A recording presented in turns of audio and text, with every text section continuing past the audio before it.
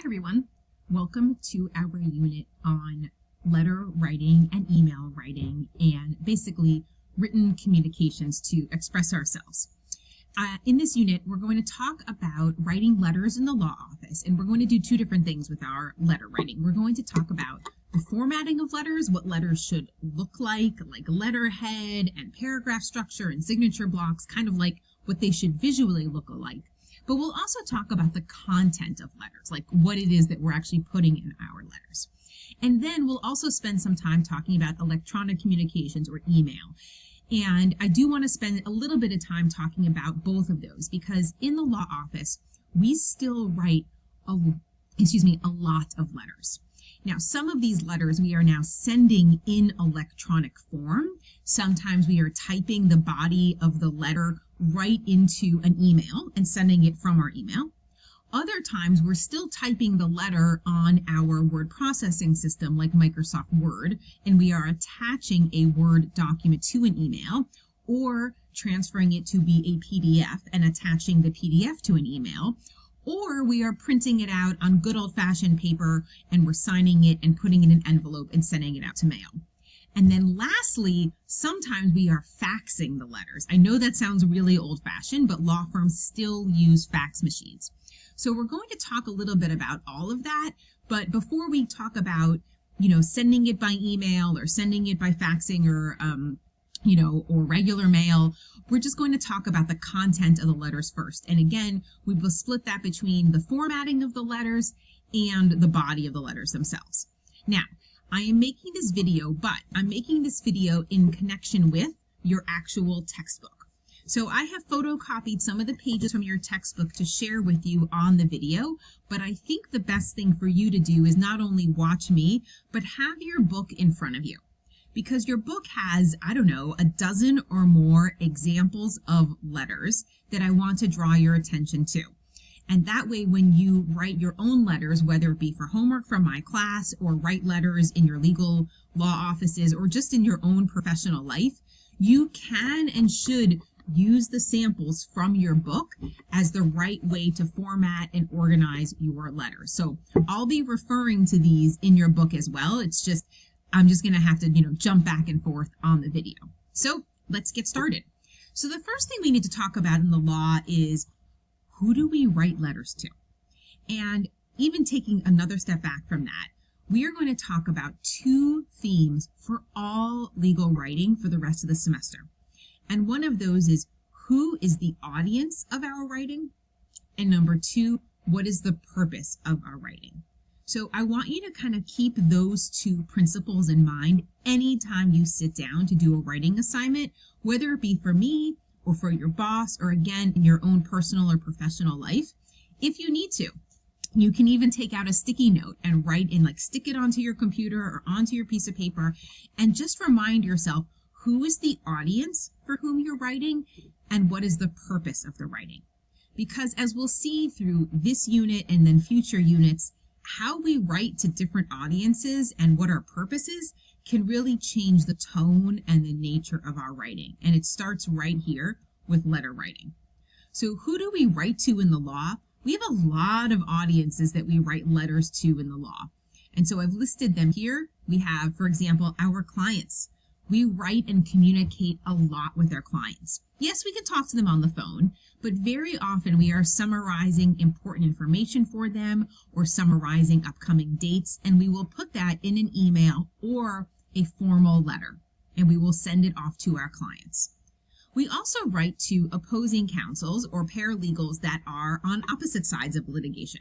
We might represent the plaintiff, and we may need to communicate with the attorneys or paralegals for the defendant, or vice versa.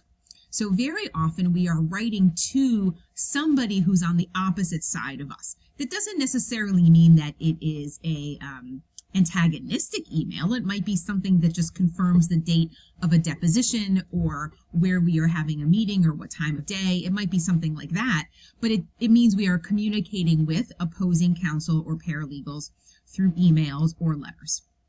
Sometimes we're writing emails and letters to attorneys that are friendly with our clients. Perhaps we're working on the same side of a litigation or working on a project together. In addition to communicating with our own clients or with opposing counsel, We also communicate with witnesses. I'm going to put the rest of the group here in like sort of a third parties category, people that aren't our clients and aren't parties to the case, or, opposing parties to the case, but may or may not be friendly to us. We don't know. But these are all kinds of third parties for whom we may be providing information. We might seek information. And so that could include witnesses. Perhaps we're representing a client in a car accident case and we are communicating with somebody who witnessed the car accident. This isn't the plaintiff or the defendant, but it's somebody that has information. We could communicate with the court. Very often we're not really writing letters directly to a judge, but we might be communicating with the clerk, might be a scheduling issue, might be requesting documents or just other information. So we're writing letters and communicating with the court. And then a big one, of course, is third parties that aren't necessarily witnesses, but might have information that we need. So this could include government agencies, banks, hospitals, other organizations that may have records that we need to look at. Again, not our client, not opposing counsel, not the court itself, but maybe we need to contact, Bank of America for some records that they have. Or maybe we need to get in touch with the city of Lowell because we need some traffic records or something like that. So there is a plethora, many, many individuals and entities that we communicate with in the law. And how we communicate with them, the tone that we use, can change depending on who our audience is. So keep this in mind whenever we are drafting any legal document, is who is my audience. Secondly, the other thing we want to keep in mind is the purpose. So again, this unit we're going to talk about letter writing, so we'll talk about letters, but these purposes can be used for any type of other legal writing, and we'll talk about that as we move through the semester. But why do we write letters? What are the purposes of our communications? Well, a lot of the communications that we do are merely informative. So if you think about these, if you think about types of writing that can be persuasive and other types of writing that can be neutral or objective, informational writing is neutral and objective. For example, we may be writing a letter, as I mentioned before, to confirm the date of a deposition for our client. And we need to communicate that with opposing counsel so that we're all on the same page. Again, some of this might be done over a phone call, but we're going to talk about the advantages of putting this in writing as well. So if I need to send an email to an attorney or a paralegal to confirm the date of a deposition, that falls under here. It's informative, it's confirming. We're not trying to persuade anybody of anything or trying to make an argument, but we are trying to convey information that is really important to our client and to our client's case. The same thing may be true for letters that request information. We might need information from another party. Again, not looking at making a persuasive argument, not trying to win a case, but merely informational. Now, so many letters that we write in the law, both attorneys and paralegals, are informative. And we're going to look at some examples of that. The other type of letters that we do write in the law can be persuasive. And here we're going to call these demand letters. You can tell by the tone of my voice changing that these are the types of letters that we may send on behalf of our clients to opposing counsel, making a demand, trying to make a request. Sometimes we see these being being sent even before a lawsuit, like right before a lawsuit, where we make a demand of another party to try to resolve whatever the legal issue is our client is having, but without having to go to court. And we call that a demand letter. We're going to look in this class. Your book has a very general demand letter, but in this unit, I'm going to introduce you to the demand letter used in Massachusetts, which is the 93A demand letter. It's called 93A because it's named after the chapter of the law where we get the actual legal avenue to make such a demand letter. So in your Blackboard page is a section on 93A demand letters. I'm going to ask you to read the link there that describes the law of 93A. And also I've given you a link to a very personal 93A demand letter that my husband and I once had to write, making a demand of a gas company. It's actually now several years old, but it still works perfectly fine and contains all the necessary components of a demand letter. And last but certainly not least, we also do write opinion letters. These would be letters written by the attorney to a client describing a legal opinion on a matter. Now, opinion letters are really the only letters that you as a paralegal should not be signing. And that is because the opinion letter does exactly what it's described here. It provides a legal opinion. And we're going to talk about legal ethics throughout this semester as we talk about the roles of paralegals versus the roles of attorneys. Paralegals can write all these other letters, status letters, confirming letters, requesting information, even demand letters can be written by a paralegal. However, the opinion letters are written by the attorneys because they are providing a legal opinion to the client. You can do the research, you can help with the drafting, but it must be signed by the attorney as it is providing a legal opinion. Okay, so that's an overview of both the audiences and the purposes of the letters. So now we are ready to get started. And again, the first thing we're going to talk about is the formatting. So I'm going to begin the formatting of the letters on this PowerPoint, but obviously I will be continuing it onto another PowerPoint.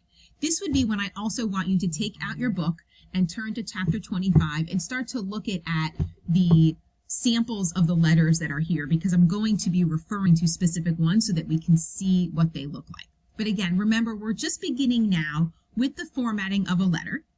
And we're imagining that this is a letter that you are printing out on paper that is the traditional 8.5 by 11 piece of paper. So not something that we're typing right into the body of an email, but if you were to print out a letter, these are the components that we should be looking at. Okay, first and foremost is just the general formatting. Now you may, by just looking through the samples in your book, you may see some examples where parts of the letter are indented or centered, and otherwise where the letter is fully left justified. There's names for this. They call it full block, block, and modified block. I don't need you to memorize whether your letter is full block or modified block. The two most important things to remember is this. Number one, what does your law firm prefer? What does your attorney prefer? I always say the right way to format a letter is the way your boss wants to format a letter. Some law firms have consistent formatting required for all of their communications. They will tell you, we want you to use block format or modified block. Other law firms or partners don't really care as long as you're consistent.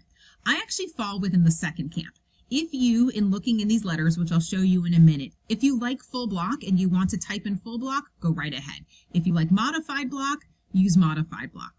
What I press upon you is being consistent in your writing. If you choose one format, make sure your letter adheres to that format throughout. Don't jump back and forth between formatting or styles, because consistency shows that level of professionalism. So let me toggle away from the PowerPoint for a second and just show you some of the letters. So if I go over here, so I think I told you I have a PDF of some of the letters that come straight out of your book, but take a look at chapter 25. So take a look at how some of these letters have the letterhead is indented, the date is here, and then on the left-hand side, what we call the inside address, and we'll talk about that in a minute, and the body of the letter. Notice how this is all left justified, as is the carbon copy at the bottom, but the signature block and the letterhead are centered. You may like how this looks as compared to a visual of a letter that is all left justified, which actually I don't think I have a photocopy of, but if you look at the very first handout in your book, the one that's on page 508, that letter is fully left justified. So the first thing I'll ask you to do, and then I'll pause the video here, is just to take a look at the basic formatting of the letter, the left justification of all the paragraphs, and whether you prefer a style where everything is left justified, or do you prefer a style where there's some indentation? Again, sorry to be scrolling and making you guys dizzy, but some of these have indentation of paragraphs as well. So take a look and see what you think, and then when we pick up on our second video, we will begin getting into a little bit more of each part of this formatting.